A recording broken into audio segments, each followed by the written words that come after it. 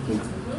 Okay, so today we want to pick up where we left off yesterday. Yesterday we finished chapter 11, and today we want to start chapter 12, which is property management, which is kind of like the next logical conclusion after you do landlord and tenant, is how does this stuff relate to us? Because that's kind of how the book paces this material out. It basically introduces you to the legal idea of something, and then how does that relate to you as a broker? Think about like sales transactions. We started with, what is real estate, and then how do you transfer real estate, and we went right into agency and sales transactions. So this is kind of the opposite side of the coin.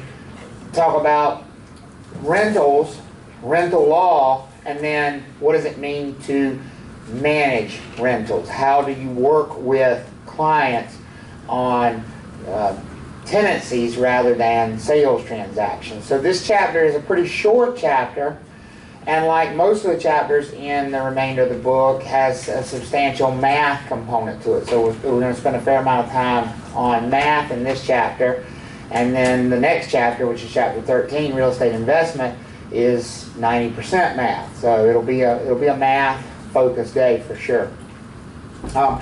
The first thing to note, yes, sorry. I'm sorry. I don't know what I did with my chapter. You lost your slides? Yeah. I got them over there. Thank you. No Sorry. problem. You look panicked. I didn't know what was going on. Thought we needed an intervention there. So, what's a property manager? That's kind of the first thing we have to talk about here is what does a property manager do? What is their job? What's their function? Why are they there? What purpose do they serve? Well, property managers, first of all, you need to know the Real Estate Commission's rule about them.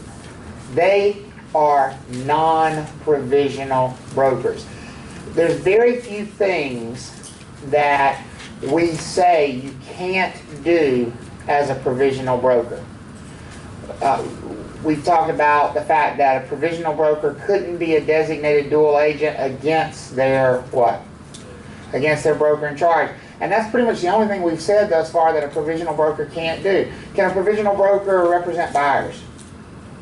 Can they represent sellers? Yes. Absolutely. Can they do dual agency? Yes. Can they do designated dual agency as long as it's not against their bid? Yes. Absolutely. So there's very little limitation on what they can do. Well, here's a big one. A provisional broker cannot be a property manager in North Carolina. And here's the reason. If you think back to when we first started talking about agency relationships, we talked about special agency, general agency, universal agency. You guys remember that discussion?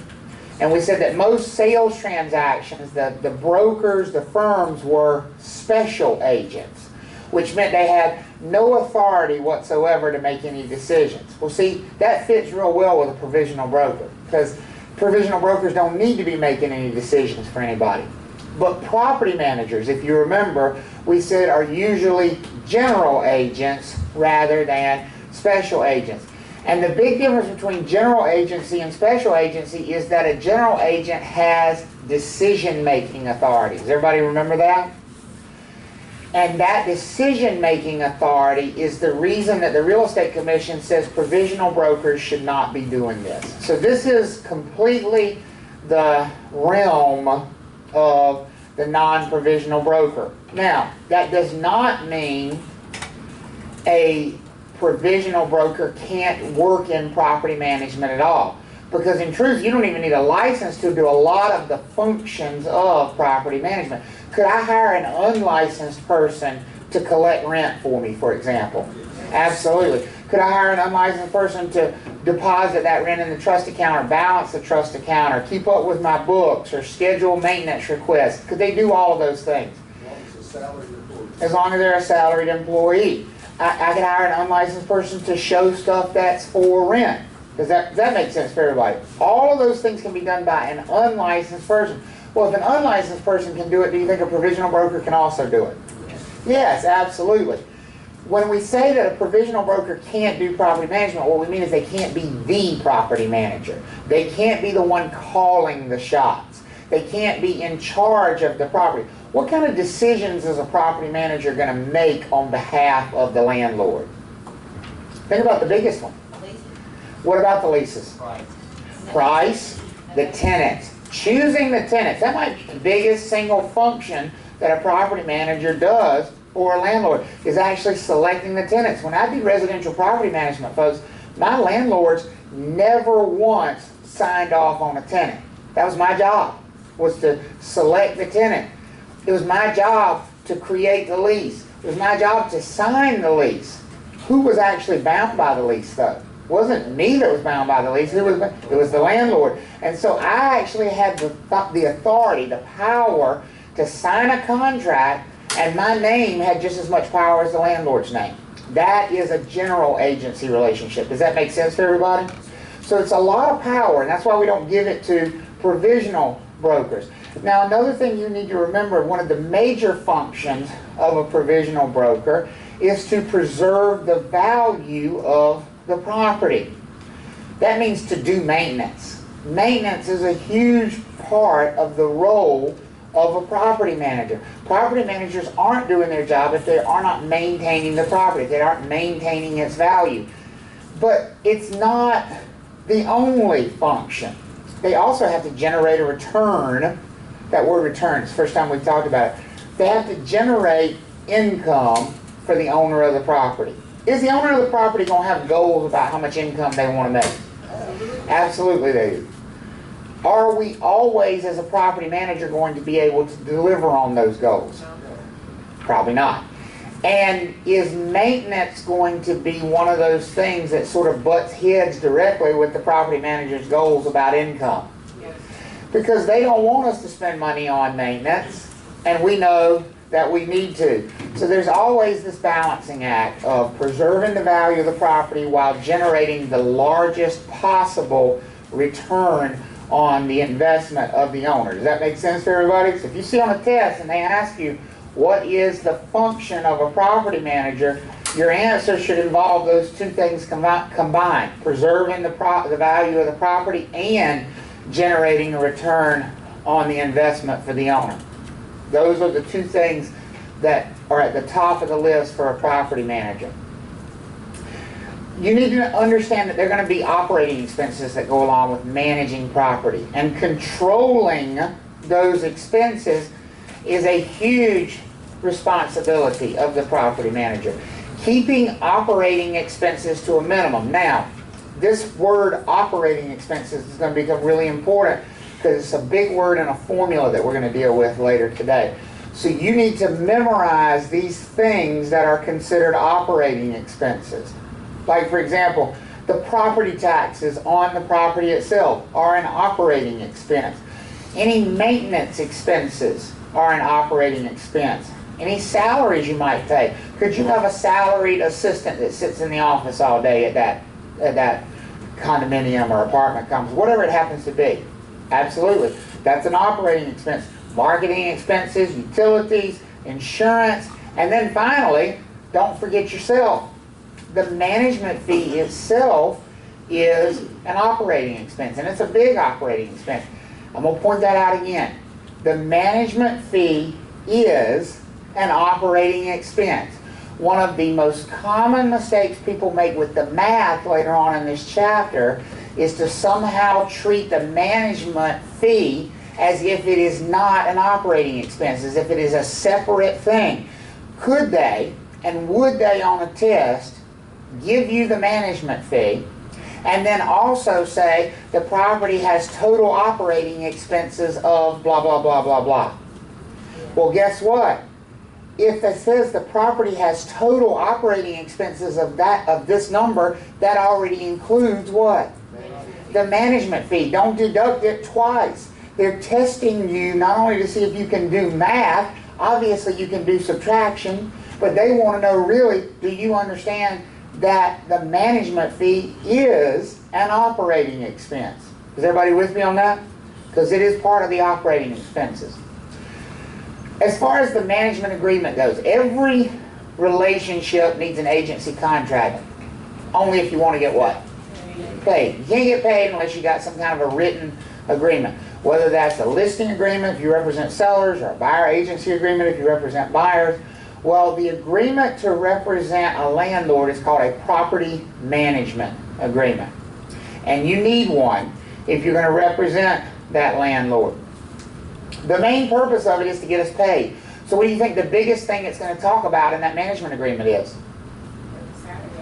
Compensation. Not salary so much, but compensation, right? I know where your brain's at, but I don't want to say, because salary means we make the same thing whether we perform or not. Do you think a property management agreement is going to be structured with a salary, or is it more likely to be structured with a commission, a performance fee?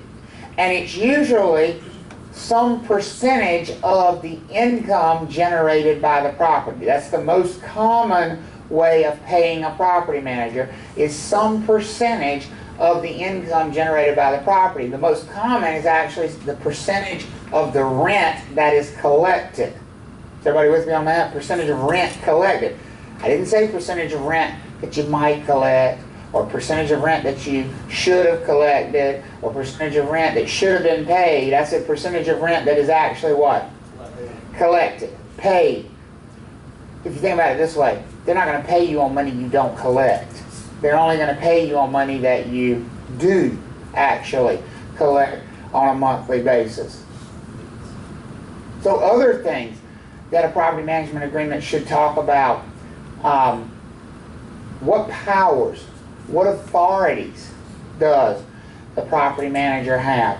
What are their duties? Do they choose the tenants? Do they set the rental rates? Do they do things like evictions, court actions? All of that should be outlined in the property management agreement. It should detail what the expected functions of the property manager are. What do you think a normal property management agreement says about all those functions? Or do you think all those functions are generally going to be included in a normal property management agreement? Yes. In other words, it's going to be a property manager's responsibility to do all of that stuff. If it comes time to file for summary ejectment down at the county courthouse, it's not going to be the landlord most likely who goes and files for summary ejectment. Who's it going to be? The property manager. Remember, that's why they hired you. I always laugh, and I have literally laughed in the face of some property managers before when they act shocked about that. And they'll say, well, who has to go file for eviction? I'm like, you do. Well, I don't want to do that. Why does the owner have to do that? I literally look at them and laugh and go, what the hell do you think they hired you for? If it was easy to collect rent, they wouldn't need you. If it was easy to deal with tenants, they'd never hire you. They hire you as a property manager to do all the stuff they don't want to do. So pretty much the dirtier the job, the nastier it is, the less you want to do it, the more likely it is to be a responsibility of a property manager. You hire a property manager because you want to do nothing but sit back and collect what? A check. You don't want to deal with their maintenance. You don't want to know about the tenant. You want to know about the tenant's problems. All you want to know is, where's my check? That's it. That's why you hire a property manager. That's what you're being paid for as a property manager, to deal with all those headaches. And they are numerous, particularly on the residential side. There are no bigger headaches in the world than residential tenants. Trust me on that. Because here's the problem from a property manager's perspective. And it's not a problem if you're good at the job. The problem is with people who get into it who are not good at the job. You generally can't make a living. Sort of the magic number for property management about really making a living, if that's what you're going to do, is about 100 units. About 100 properties. That's 100 sets of tenants. That's 100 rent checks you have to collect every month of your life. That's 50 people who are late on their rent every month of their life. And 50 sets of phone calls you got to make threatening them, or visiting the property to try to collect. And you got to ask yourself, can I deal with that on a monthly basis? Can I deal with the first time it gets below zero this winter, getting 10 phone calls about frozen pipes, busted pipes, my toilet won't flush, I hear water running under the house? Phone calls. And those phone calls don't come at noon. They come at 2 o'clock in the morning. Can you deal with that? That's part of property management. Yeah, John. What would be the typical issues with like the vacation, the rental from the last chapter? Rentals? What would be like typical issues with that? Biggest issue with that? Trashing the place. Trashing the place. No question. And you have a very short turnaround time frame, because if you think of it, most often you're going to have your weeks ending and beginning on the same day. You know, you got just like a hotel. You got somebody who's got to be out by, 11 a.m. on Sunday morning. You got somebody else checking in at 4 p.m. on Sunday afternoon. You got 5 hours to turn that thing around. And you walk in there at 11 o'clock and it looks like a hurricane blew through it. Sure, you got their you got a tenant security deposit. You got money to cover it, but money's not the problem when you got a 5-hour deadline to get it ready for the next person. It's getting enough manpower to get it turned over and get it back ready. And you never know when that's coming. You just never know what to anticipate, because the ones you think are going to be the best tenants are the ones that leave the biggest messes. And the ones that you think, you'll have a bunch of 25-year-olds and you think, oh my God, this is going to be, and you walk in there and the place is pristine. And it takes 15 minutes and you're ready to roll again.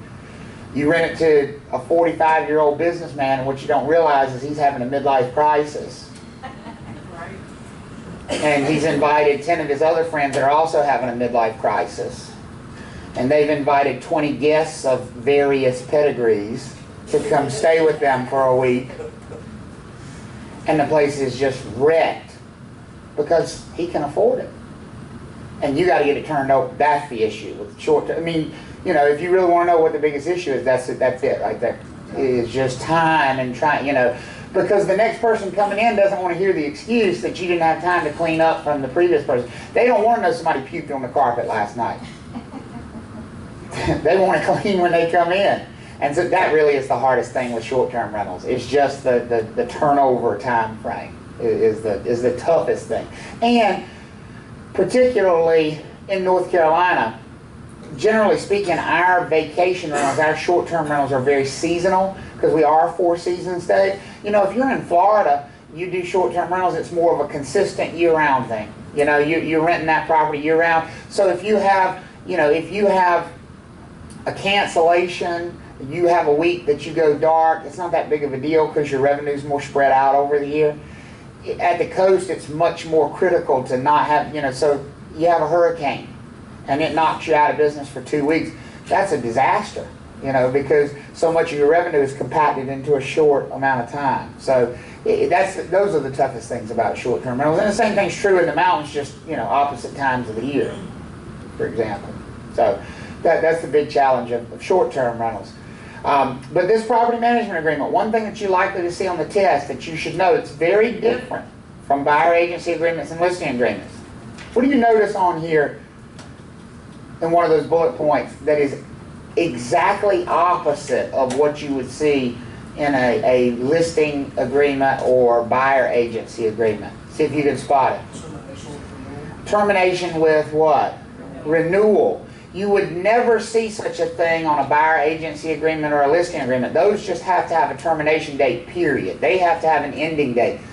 Property management agreements not only are allowed to have automatic renewals, they usually do. And it's not because the Real Estate Commission wants to look after property managers.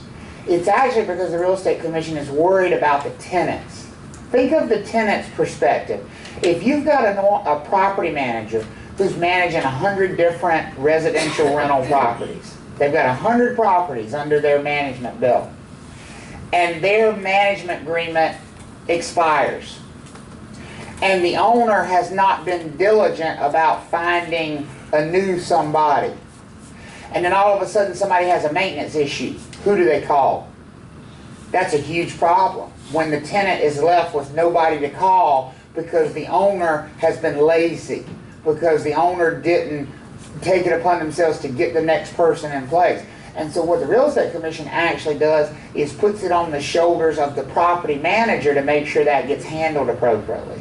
The Real Estate Commission expects that you will stay on as the property manager until you've given a reasonable amount of time for the owner to find a replacement. And not only that, that you will handle and manage the changeover to the next property manager. So when I finally stepped away from residential property management, at that point in time, Leslie and I were managing 172 units when we stepped away from it. And it was a combination of single-family homes, townhomes, 2 apartment buildings. So 172 units we had under management. And of those, we probably had 30 families which were Spanish-speaking and the remainder which were English-speaking. We sent out letters to every single one of them a month before and we did not, we were asked to renew the management agreement. We didn't want to renew it. I was like, done. And she was too. Because I offered it to her, I said, you can have it. Because they were my management agreements and she had been working with me for years. I said, you can have them. And she said, are you crazy? She said, I've been helping you with this shit. The last thing I want to do is take it over. No. And she said, you go, I go. I said, well, I'm gone. So she was gone too. So we sent letters to all the tenants. We said, listen, as of the end of this month, we will no longer be managing the property. As soon as we know who the new management company is, we will send you another letter notifying you of them and introducing you to them. Because not only is it important they know who to call for a problem, they need to know who to pay rent to the next month, right? And these people have been writing checks to us for 3-4 years now, in some cases, because we have long-term tenants. They need to know who their rent is payable to the following month. It would be grossly unfair of us just to go, and not me, I don't know who you're supposed to call. And that's why a property management agreement allows for this automatic renewal. The idea here is we don't want it to be just all of a sudden some abrupt cutoff and stop. You're supposed to take responsibility as a broker and make sure that thing gets transferred over. So what we did was send a letter out a month in advance that says we're not going to be a property manager at the end of the month. As soon as we know who the new management company is, we will send a letter introducing them to you. And that's what we did. About a week later, the owner said, okay, this is the company that's going to manage it. So I contacted the new property manager and I said, here's the letter I'm going to send out. I sent him a copy of it. Said, I'm going to introduce you. I'm going to include your contact information. Is this good? And he said, yeah, that looks good. So we sent another letter a week later to all the tenants and said, here's your new property management company. As of up till this date, you can contact myself and Leslie. After this date, you need to contact this person. And sent that letter. And I encouraged the new property manager to also send a letter. So they actually got 3 letters saying this transition's happening. Because it's a big deal for them to understand they got to pay their rent at a different place starting next month. They got to call a different place starting the following month. And then I went and sat down with the new property manager and I explained exactly how we manage the trust account. Here's what the accounts look like. Here's how much money's in the accounts. Here's how we have all the ledger sheets done. Here's how we will transfer it over to you. Do you want one check for all of it, or do you want a separate check for the tenant security deposits? Because this is a big check. The check I wrote to the property manager for the tenant security deposits was $160,000. Because that's how much we had sitting in the trust account as tenant security deposits. Does that make sense for everybody? And so you want, again, you want this orderly transition because as a property manager, you actually have a much greater level of responsibility than a sales agent would or a sales broker would in a transaction because of that general agency relationship. So I know I'm spending a lot of time on that point, but I want to make sure you understand the importance of being, continuous with that relationship. All right. Other things that the property management agreement should say: how much we're going to get paid, how often we're going to get paid, how that fee is going to be calculated, what our jobs are, and then this last one: how often do we have to give a reporting to the owner of the property? Some owners want a monthly reporting. Not only do they want their money monthly, they want a financial statement monthly. Some of them want it quarterly. Some of them only want it annually. And so you need to have that discussion with the owner, and then that needs to be put into the property management agreement. How often we're going to give this reporting to the owner of the property. Because remember, they're not going to see the financials on their own property unless they get them from you as the property manager. You're the one handling the budget. You know how much money's coming in. The owners have no idea how much money's even coming in the door. That's the truth of the matter. Unless you send them a reporting, they don't know how much money's coming in the door. They don't know how much money you collect month to month. They know how much their check is for. But they don't know which tenants paid and which ones didn't, and which ones are late and which ones are on time. They don't know which ones leases are coming up for renewal, because they don't want to know. They hired you for all that. That's the job of a property manager. Okay? The management plan, that's something you should have as well. If you're going to be a property manager, create a management plan. First thing, have a conversation with the owner. What is your plan for the property? What are your objectives? What are you trying to accomplish? Is this something you're going to buy and hold? In other words, do you plan to own this property for the next 5, 10, 15, 20 years? Or is this something you plan to sell pretty quickly? Because here's the truth. Are you going to manage the property differently if the owner says, I'm looking to turn it and sell it within the next 2 years, than if they say, I'm going to hold it for the next 20 years? You think you're going to manage it slightly differently? Absolutely. Because that owner who wants to sell it in the next 2 years, I guarantee you what they don't want to have an emphasis on, maintenance. Because if they're going to sell it in the next 2 years, they want to milk every dime they can out of that thing before they what? Before they sell it. Does that make sense to everybody? So you're going to have that conversation. And that's not up to you. I've had property managers say, oh, maintenance is non-negotiable for me. I get that to some extent. Maintenance is non-negotiable in the sense of things the state says you have to fix. We had this discussion yesterday, right? You guys remember that? If we're talking about residential property, are there certain things that are non-negotiable? But are there things that are maintenance related that aren't required by law? I'll give you an example. Wood rot. Wood rot on the window casings. Is that something that the Residential Rental Agreements Act says you have to fix? No, not unless it is somehow negatively impacting the habitability of the premises. And that would be a really advanced case of wood rot. I mean, that would be to the point that the window is now leaking into the house and all that stuff. Yeah, you got a hole and water's pouring through. Of course, that's got to be fixed. But wood rot starts long before you get to that point. So let's say I'm walking around the property and I notice the corners of the window casings all have some wood rot. So we really need to get somebody to come in and maybe cut out the rot, fill in those places, seal it, paint it, so it doesn't get any worse, ideally. But if the owner plans to sell that thing in a year, are they going to want me to do that? Probably not. And so you have to really examine what their goals are with the property. I went through this with the property. In fact, one of the reasons I got out of property management was those kind of a properties. I had an owner who owned 2 apartment buildings. He bought 2 apartment buildings, 3 townhouses, and 4 single-family homes that were all in a 2-block radius. He bought the whole 2 blocks. The reason he bought the whole 2 blocks was he was going to redevelop it. He was going to petition the city of Raleigh to change the zoning, and he wanted to tear everything that was there down and build condominiums on that 2-block footprint. Well, before he could start that process, he needed to own all of the properties on those 2 blocks. Does that make sense to everybody? So over the course of several years, he negotiated for and purchased all of those properties. Well, his goal was, of course, to work through the process of getting the approvals to build these condominiums. Is that going to be a slow process? Absolutely. So in the meantime, what do you think he wanted to do with all the existing apartment, townhouses, houses that were there? Continue to do what? Continue to rent them out. He wanted to continue to keep as much revenue as possible flowing through those properties. In the meantime, what do you think his outlook on maintenance was, knowing that he's going to knock these things down 2 to 3 years from now? Good luck, right? I mean, you talk about Band-Aids and prayers. I mean, that's what we were holding, and these were old.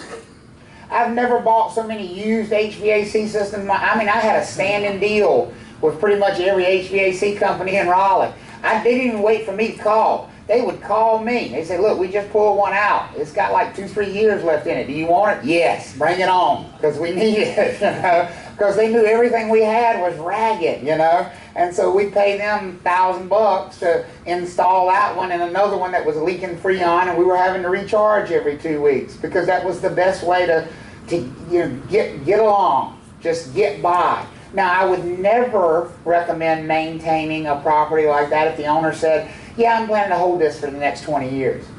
If we're planning to hold it for the next 20 years and we have a problem with an HVAC system, what do we need to do? We need to put a new one in. Because it's going to be much more expensive to keep throwing these Band-Aids at it over the next 20 years. But if I can spend $500 now and $600 next year, and so we spend $1,100 and that gets us to the end of the road, which was better that or spend $5,000 on a new unit. It was better to piece it along. And so that's what we did. But it drove me crazy because it meant it was constant problems on those properties. But you've got to have that discussion. That's part of your management plan. Another part of the management plan is analyzing your competition. This is one that you shouldn't forget on an exam. Remember, your pricing, your marketing, all of that's going to be dictated by your competition. Yeah, the owner's going to want to set a rental rate, but that's not as important as what a competitive rental rate is. You can't make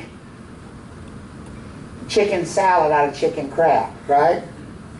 The owner may want you to rent this property for $1,500 a month, but if every other house in the neighborhood that's been up for rent has rented for $1,200 a month, is $1,500 very likely? No. You're more likely going to be in that $1,200 range because you've got to look at your competition. So that should be part of your management plan when you first talk to the owner. What does the competition look like? And then, of course, you need to look at your subject property, the property you're actually going to be managing. Be very honest about how does it stack up against the competition, what kind of maintenance needs does it have right away. I mean, I had a conversation, gosh, it's probably been 2 months ago now, with an owner, and he did not like the direction of the conversation. But whether he liked it or not is not my problem. He came to me, and he'd been referred to me.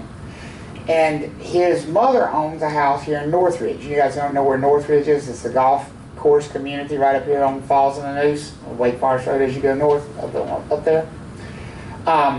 Beautiful old community. And this house, his mom owns, she's the original owner. She built it with her husband in 1975. It's on a golf course lot out there. But the house itself is worth nothing. The value is in the lot. Whomever buys that property is 100% certainly going to push it down and build a $2 million home on that property. He could sell the house tomorrow for $500,000 and then they would push it down the next day because what they want is the lot. Is everybody following me on that? Now, he can't sell the house right now. The reason he can't sell the house right now is because Mom is still alive. And Mom has a life estate in the property. He is actually the remainder interest. Years ago, before Mom's mental state declined, they set this up as a life estate. She deeded the property to herself as a conventional, she owned it, right? She deeded it to herself as a conventional life estate. So she owns it till what? Till she dies, and then he's the remainder interest. Does that make sense? They set it up that way because of tax purposes, because of control, because it took care of, and the biggest thing, which is what I found out later, was she didn't want her daughter to have any ownership of the property. Apparently she doesn't like her daughter. And she wanted it to go to her son, but she didn't want that written in the will because the daughter had seen a copy of the will. So she deeded it to herself as a life estate and made her son the remainder interest. So what the son knows is that it's going to be his house as soon as Mom what? Dies. And it's going to be his to do with. So he contacted me and he explained all that to me and he said, what I'd like to do is rent the house out until Mom passes away, because she's in a nursing facility now and there's considerable costs associated with that. I said, okay, I understand. Now Mom hasn't lived in the house for 3 years right now. The house has been vacant for the last 3 years. So I went in the property and I called him and I said, Gary, how long has it been since you've been in the house? He said, a couple years. I said, you've got a pretty severe leak upstairs. There's some pretty severe water staining on the sheetrock on the second floor. It's in about 3 different rooms. And I went up in the attic just to see if I could see where it was coming from. And not only has it leaked into the attic, you've got some pretty substantial wood rot on the sheathing underneath the shingles, because there's been a lot of water penetration here. I said, the house has to have a new roof. And not only does it have to have a new roof, but there's going to be some pretty substantial wood rot that's going to have to be replaced. And he said, how much is that going to cost me? I said, on this house, $15,000, $18,000, depending on how much wood rot there is. I'm not a general contractor, but probably up there. You know, the house, 5,300 square feet. This is not a small roof, you know. I said, and that doesn't even touch the cosmetic problem of you've got water staining on the ceiling, and in this neighborhood to generate the kind of rent, because what he was, I talked to him about rental numbers, and he said, well, there's other houses in the neighborhood that are renting for about $3,000 to $4,000 a month, and that's very true. But they're also pretty well maintained. Even if they're older and even if they're dated, they're well maintained. This one no longer is well maintained, because basically this little old lady has been living in this house by herself for the last 20 years, and she's just living downstairs. Nobody's been upstairs in the house in more than a decade. That's why nobody knew about the leaks. Nobody's even been upstairs. I'm probably the first one to been up the damn stairs in a decade. Because even when they visited, because the house has a bedroom and full bath on the first floor, and she basically lived in 3 rooms, and you could tell she had her little bedroom down there on the first floor, and it was right off to the side of the kitchen, and then there's a big giant sunroom on the back, and you can basically tell she had just a little path that she went, because it was like her bedroom, and then a full bath, and the laundry room, and here's the kitchen, and here's the sunroom, and it just like she just made this little loop every day. And it was all right beside the garage, so she could come in from the garage, go right into her little, and so she basically turned a 5,500 square foot house into an apartment and abandoned the rest of it. The upstairs HVAC unit hadn't been operated in a decade. I said, Gary, what do you think that thing's going to do when we turn it on? I can tell you what it's going to do. Blow up. It's not, I said, if it works for a day, what? Great. It might work for a month, but it's not going to work. I said, you put a tenant in here. Because what kind of tenant's going to run a 5,500 square foot house? One with a family, right? And not only that, if they're paying $3,000 to $4,000 a month, are they going to expect everything to be in top-notch working order? I said, so here's the thing. My advice to you would be, leave it alone. Let it sit. Let it rot. That's what I said. He said, man, that sounds crazy. I said, no, it doesn't. Not when you consider the fact that to put this thing in the condition it needs to be in, to rent it out, to put a tenant in here, the kind of tenant that you're talking about, you're going to spend $30,000 right now up front.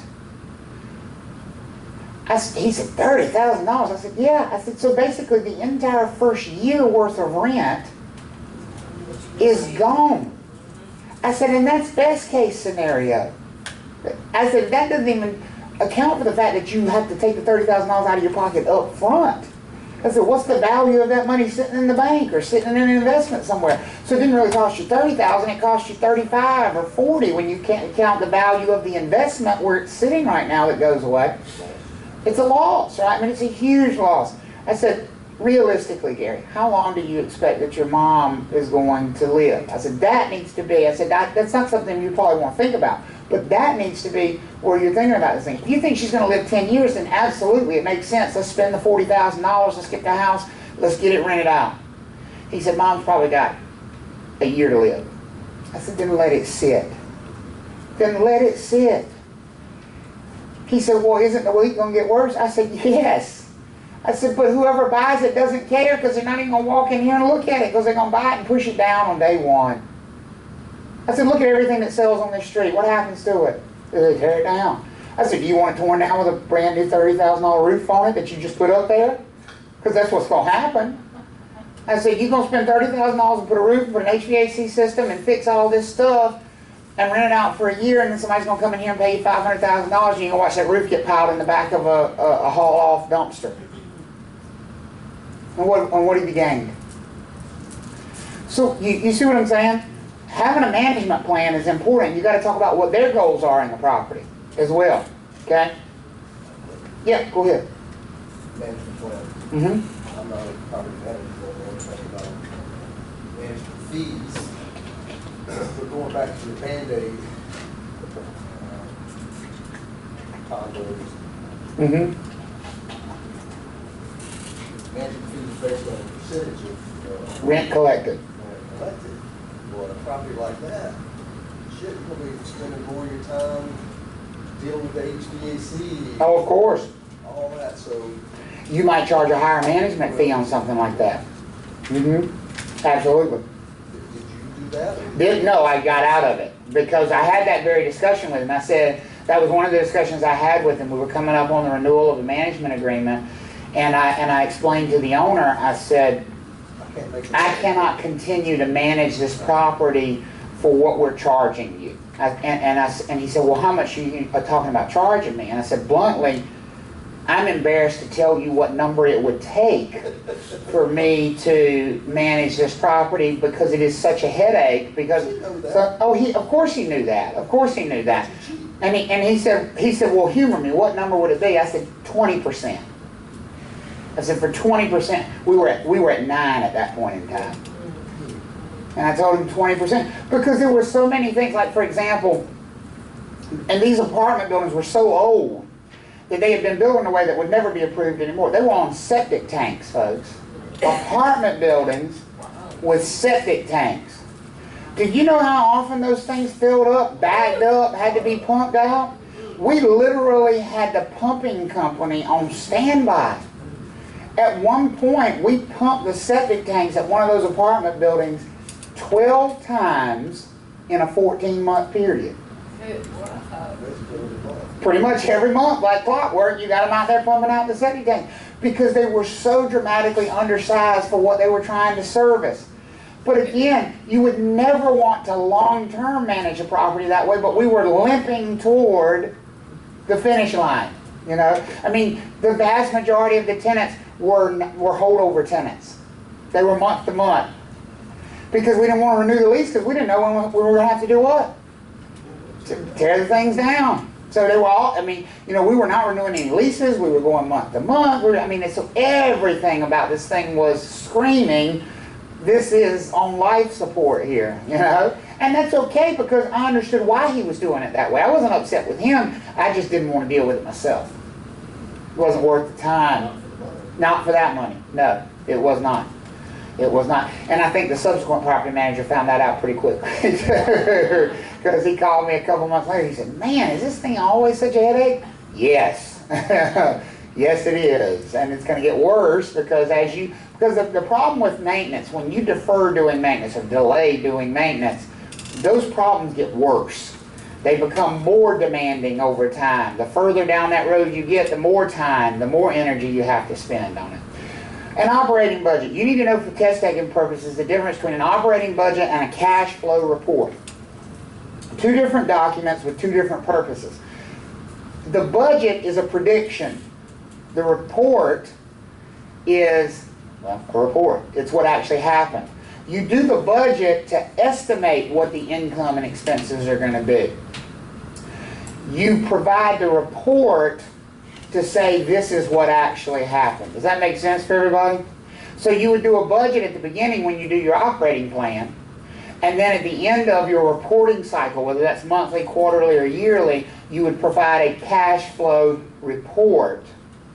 And we call it a cash flow report because that's what you're reporting to the owner. How much cash flow the property generated. That's an important phrase, cash flow. Actually, before tax cash flow is what you're reporting to the owner. Because that's the amount of money you're cutting a check to them for, is the before tax cash flow on a monthly basis, or quarterly, or annually, depending on how they want it done. Generally speaking, you send them the money monthly even if they only want the reporting annually. You would not want to hold the money and send it annually. You want to send the money monthly. I've had people ask me to send the money quarterly, and I said, well, why don't we do this? I will transfer it to your bank monthly, and you can draw it out quarterly. How about that? Because what I didn't want to have is the accounting of it sitting in my trust account from month to month. It made it very hard to account for it if it wasn't transferred out monthly. People say, oh, it doesn't hurt for the money to sit in there. Yes, it does. Because every month it's sitting in there, that's a month more I have to account for it. And a month more I have to do paperwork on it. And so, yeah, you want to get it out of there as quickly as possible. Here is your challenge for the remainder of this chapter. This formula is going to become either your best friend or your mortal enemy for the rest of the class. You have to memorize it. And not only do you have to memorize how it works, but you have to memorize each one of the names and what they are along the way. Because when they give you these math questions, they may give you the gross effective income. They may, in other words, they may start you in the middle of the formula. And you've got to know they started you in the middle of the formula. Because they might say, for example, the property has 80 units that rent for $100 a month. Well, that would be something that you would deal with up here on the top line, gross potential income. And then the next thing they may say is, and the property has a gross effective income of this. Well, guess what, folks? If they give you this, you don't need anything up here, because the only reason you need these numbers is to get further down the chart. Each one of these is a progression. Does that make sense? Because if you look at it, it says gross potential income minus vacancy equals gross effective income. Well, if you've given me the gross effective income, then I don't need to know the gross potential. And I also don't need to know the what? The vacancy and losses. Because that's before, in the formula, I'm already past that. It's like somebody starts you halfway through the race and you trying to go back to the start line. No, you start where they start you. If they give you a head start, great. But if you don't memorize the names, you won't know that they've given you the head start. Does that make sense to everybody? And so that's why you have to memorize these things. The whole goal of this formula is to get us down to what we're reporting on to the owner of the property, that cash flow report. And it's called before tax cash flow. Now I'm going to explain the before tax part of the name. It's before income taxes, not before all taxes. Because notice we're subtracting operating expenses up here. What's the first thing it says is an operating expense? Taxes. That's property taxes. You might want to clarify that on your slide there. The taxes that are operating expenses are property taxes owed on the property. When we say before tax cash flow down here at the bottom, we mean before income taxes are paid. Thankfully, we don't have to deal with paying income taxes for our clients. We send them the cash flow and we let them deal with paying their own income taxes. Let their accountant deal with it, somebody deal with it, not me. Not me. Does that make sense for everybody? So let's talk about each one of these things sort of as we go. The top number there, the gross potential income. There's two words to focus on here. Gross and potential. What does gross always mean? Before we have deducted what? Expenses. Expenses. Notice as we work our way down, you see gross, and then you see what? Net. So somewhere between here and here, what changed? Expenses did, right? But at the top, we're dealing with gross. Gross potential. Think about the word potential. Everybody has potential, right? Do we live up to our potential? Nobody does, right? There's always something left in the tank. The same is true of a property. Gross potential income is unicorn land. It doesn't actually happen. It's the most amount of money the property could possibly generate if it was completely occupied, no vacancy whatsoever, and everybody was paying their rent on time. As I said, unicorn land, right? Completely occupied. But it is an important number because it gives us a starting point. Does that make sense? The only way you can figure out how much money a property is actually generating is to have a starting point. And the gross potential income is your starting point. It's how much rent, how much income we would actually collect if we were fully occupied and everybody was paying on time. Does that make sense?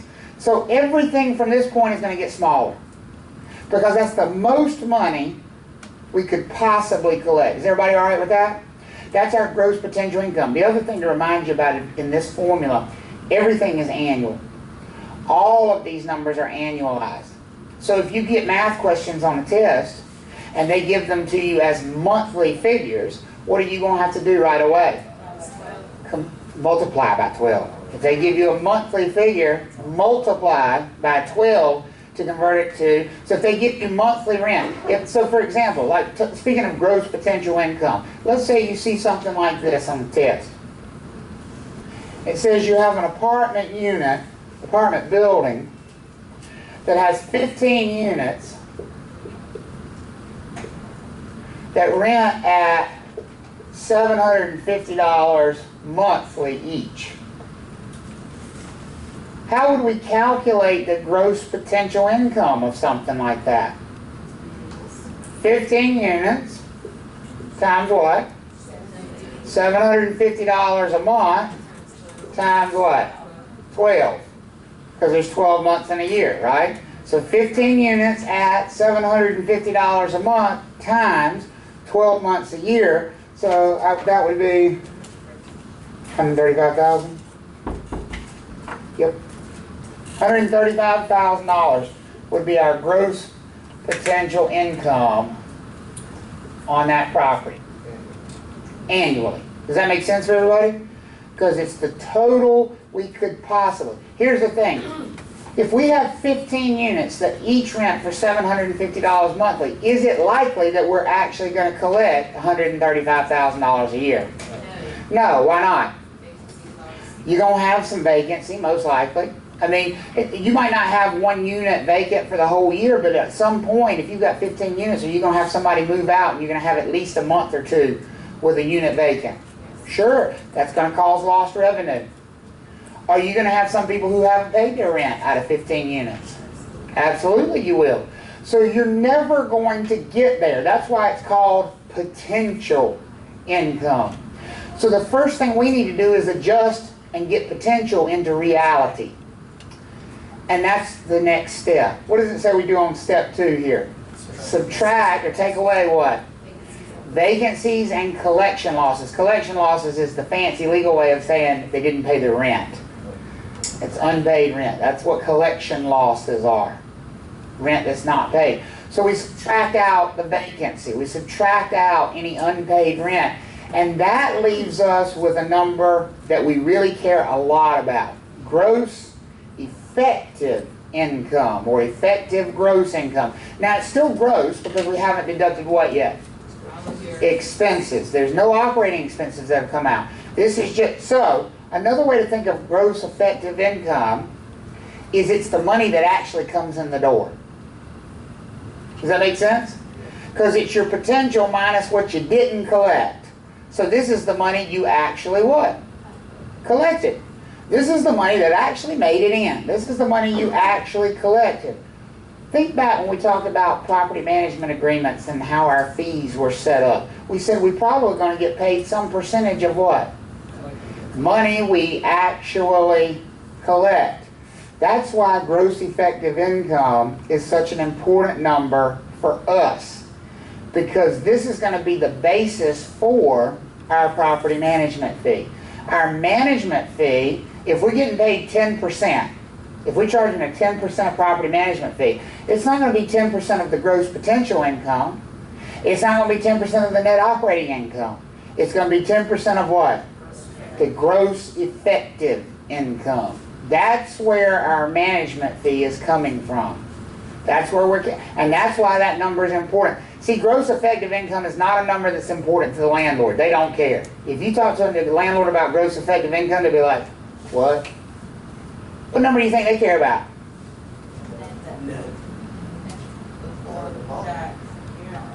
All the way at the bottom. That's their number down here.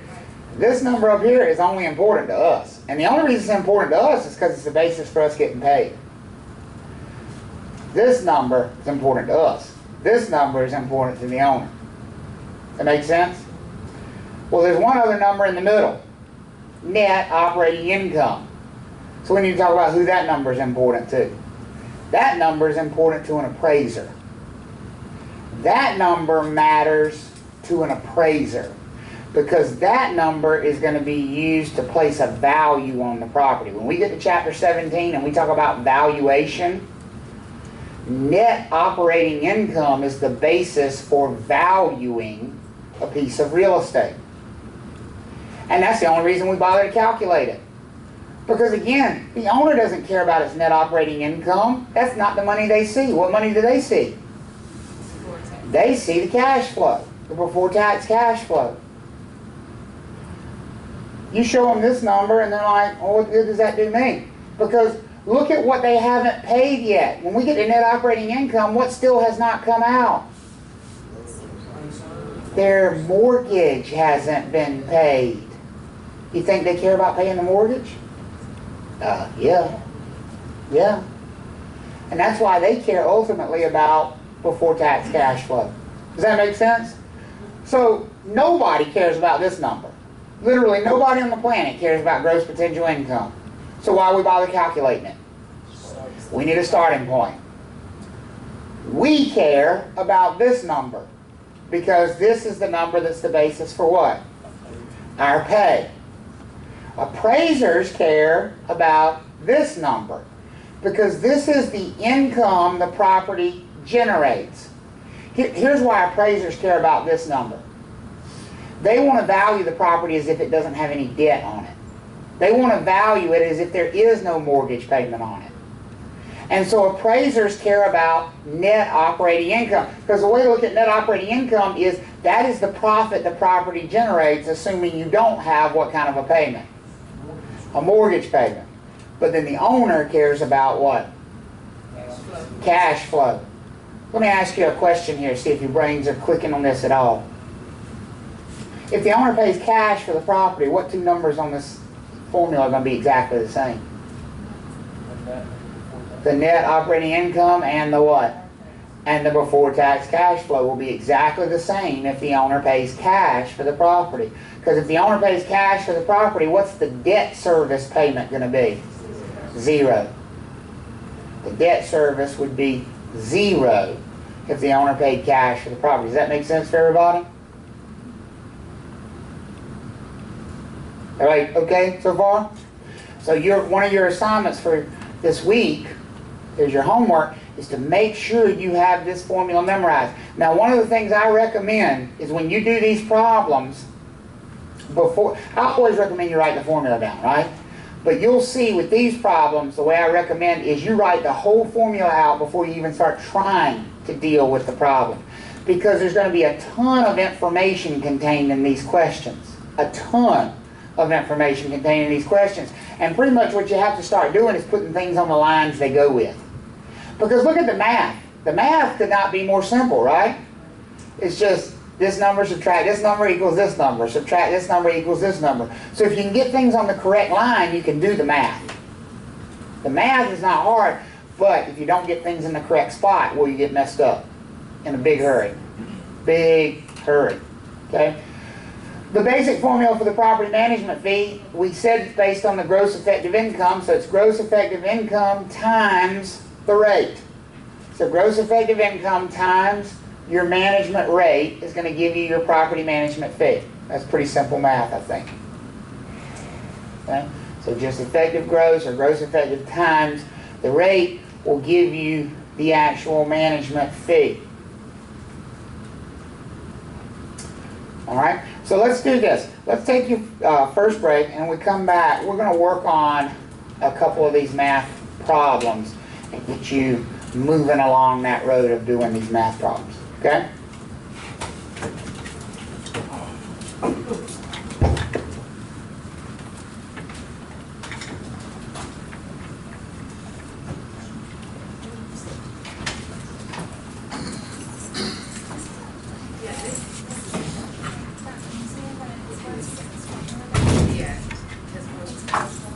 It's all about the formula. That's it. This is That's the- it. Once you memorize the formula. But you got to memorize it. If you try to skimp on memory, you can't logic your way through it. I mean, even if you're quote unquote good at math, some of the people good at math struggle the most with this math because they won't dedicate themselves to memorizing the formula, and then you start getting all those words and it starts swimming around and you can't tell what to do with the numbers. And so it's really about getting real disciplined about the formula.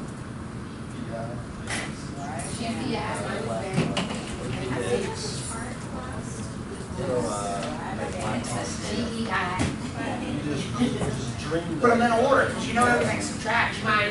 So you get them in order, you got it. No, subtract, Right, that's it. Equals NOI, minus debt service equals cash flow. Gross potential minus vacancy equals gross effective, GEI. right? Uh-huh. EGI, gross effective, effective gross, minus Not debt service. operating expenses Operating expenses. equals net operating income minus debt service equals cash flow.